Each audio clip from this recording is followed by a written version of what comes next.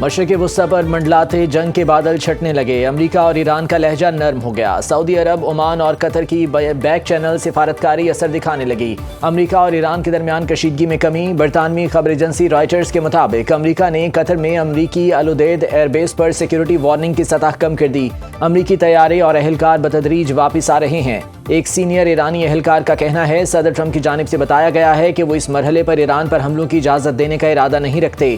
White house میں media سے گفتگو کرتے ہوئے صدر ٹرمپ نے کہا، ایران میں عوام کی ہلاکتیں رک گئی ہیں، پھانسیاں بھی نہیں دی جائیں گی، اگر ایران میں دوبارہ ایسا کچھ ہوتا ہے تو ہم بہت سخت رد عمل دیں گے۔ امریکہ کی درخواست پر سلامتی کونسل کا خصوصی اجلاس آج ہوگا، ایران کی صورتحال پر غور کیا جائے گا۔ برطانوی اخبار کے مطابق ایران نے فسادات کے الزام میں گرفتار تاجر عرفان سلطانی کو پھانسی کی سزا پر عمل درآمد روک دیا۔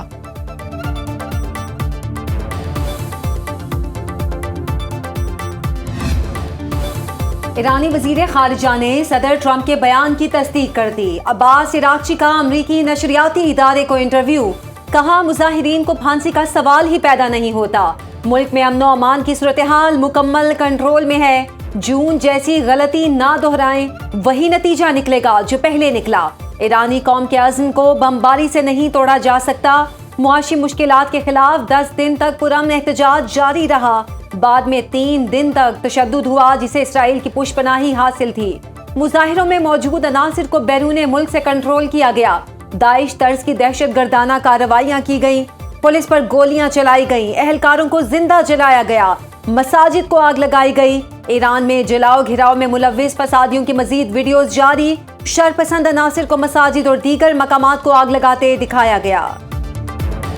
اسرائیل اور ایران کے درمیان خفیہ روابط کا انکشاف، دونوں کے درمیان روس کے ذریعے پیغام رسانی، ایک دوسرے پر پیشگی حملہ نہ کرنے کی یقین دہانی۔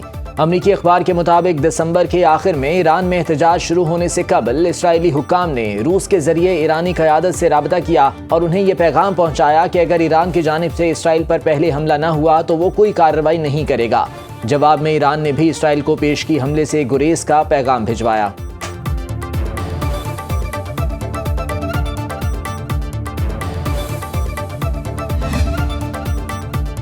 پرامن اور مستحکم ایران پاکستان کے مفاد میں ہے، ایرانی مضبوط اور حوصلہ مند قوم ہے، ایرانی حکومت کے اعلان کردہ معاشی امدادی اقدامات عوامی مشکلات کم کریں گے۔ ترجمان دفتر خارجہ طاہر اندرابی کی ہفتہ وار پریس بریفنگ، کہا یقین ہے ایرانی قوم چیلنجز پر قابو پا کر مزید مضبوط ہو کر ابھرے گی۔ پاکستان نے بھارتی آرمی چیف کے الزامات مسترد کر دیے، سیاسی مقاصد کے لیے من گھڑت کہانی قرار، پاکستان کی دہشت گردی کے خلاف قربانیاں عالمی سطح پر تسلیم شدہ ہیں، بھارت کی ریاستی سرپرستی میں بیرون ملک ٹارگٹ کلنگ اور دہشت گردی ریکارڈ پر ہے، افغانستان سمیت خطے میں بھارت کے حمایت یافتہ دہشت گرد نیٹ ورکس موجود ہیں۔ پاکستان عالمی افق پر تیزی سے ابھرتا ہوا مسلم ملک، پاکستان سعودیہ ترکی دوستی اور سانجھیداری مزید مضبوط بنانے کا عزم، ترکی کی پاک سعودی دفاعی معاہدے میں شمولیت کے لیے مذاکرات کی تصدیق، ترک وزیر خارجہ حاکان فیدان کی استنبول میں پریس کانفرنس، کہا دفاعی معاہدے میں شمولیت کے لیے پاکستان اور سعودی عرب سے بات چیت جاری ہے، ہم دونوں ملکوں سے رابطے میں ہیں لیکن ابھی معاہدے پر دستخط نہیں ہوئے۔ سہ فریقی دفاعی اتحاد کے امکان سے متعلق پوچھے گئے سوال کے جواب میں فیدان نے کہا کہ خطے میں وسیع تر تعاون اور باہمی اعتماد کی ضرورت ہے، اگر متعلقہ ممالک ایک دوسرے پر اعتماد کریں تو علاقائی مسائل حل ہو سکتے ہیں۔ پاکستان اور سعودی عرب کے درمیان دفاعی معاہدہ گزشتہ سال ستمبر میں طے پایا تھا، معاہدے کے مطابق کسی ایک ملک پر حملہ دوسرے پر حملہ تصور ہوگا۔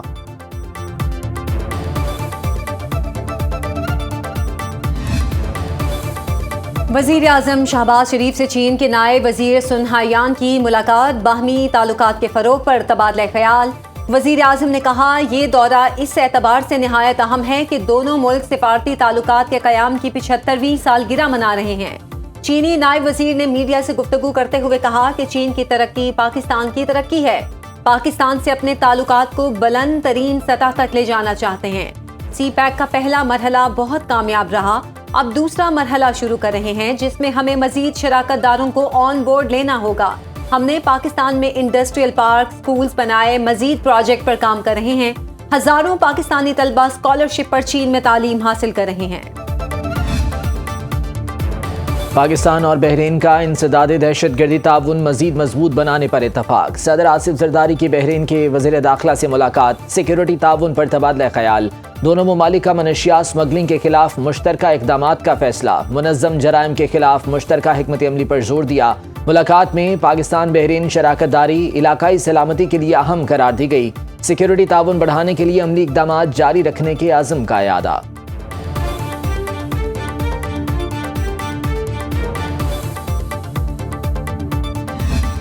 مختلف جو ادارے ہیں ان کی خدمات عام شہری کو مہیا ہوں گی. عوام کے لیے ایک بے پناہ آسانی فراہم کرے گا یہ ادارہ. ابھی مزید اس کی ایکسپینشن ہونی ہے. اگر عوام کی خدمت کرنی ہے تو اس کے لیے ہمہ وقت تیار ہونا ہوگا. شہریوں کو آسان، شفاف اور تیز ترین خدمات کی فراہمی کے لیے پرعزم ہے. خوش اخلاقی اور عوامی خدمت ترجیح ہونی چاہیے. وزیر اعظم شہباز شریف کا اسلام آباد میں پاکستان آسان خدمت مرکز کی افتتاحی تقریب سے خطاب. کہا اس مرکز میں استعمال ہونے والی جدید ٹیکنالوجی آذربائیجان کی طرف سے ہمارے لیے تحفہ ہے، جس پر آذربائیجان کے صدر الہام علیوف کے شکر گزار ہیں. FBI اور دیگر ادارے اس مرکز میں خدمات فراہم کریں گے. لاہور کے علامہ اقبال انٹرنیشنل ایئرپورٹ کے اسٹیٹ لاؤنج کا افتتاح. مسلم لیگ نون کے صدر نواز شریف، وزیر دفاع خواجہ آصف اور وزیر اعلیٰ پنجاب مریم نواز نے افتتاح کیا. پاکستان ایئرپورٹ اتھارٹی کے DG air vice marshal Zeeshan Saeed نے بریفنگ دی. We have invested over the course of 3 governments in setting up free of cost medical facilities and health infrastructure all across the province. And not only are our facilities that I'm just going to talk about free of cost for all our citizens, but also of international standards. Sindh حکومت ہر شعبے میں بہتری کے لیے اقدامات کر رہی ہے. کینسر کے مہنگے ترین علاج سمیت عالمی معیار کی صحت کی سہولیات مفت دے رہے ہیں. چیئرمین پیپلز پارٹی بلاول بھٹو زرداری کا صوبہ سندھ کی کارکردگی بارے منعقدہ تقریب سے خطاب. کہا پہلی بار کینسر کے علاج کے لیے سائبر نائف ٹیکنالوجی متعارف کرائی. 1 سال میں NICVD سے 29 لاکھ سے زائد مریض علاج کرا چکے. سیلاب متاثرین کے لیے 21 لاکھ گھر بنا رہے ہیں. 2025 تک 30 یونیورسٹیز بنائیں گے. طلبہ کے لیے اسکالرشپ پروگرام شروع کیا. وزیر اعلیٰ سندھ مراد علی شاہ نے کہا پیپلز پارٹی کی حکومت عوامی فلاح کے لیے کوشاں ہے.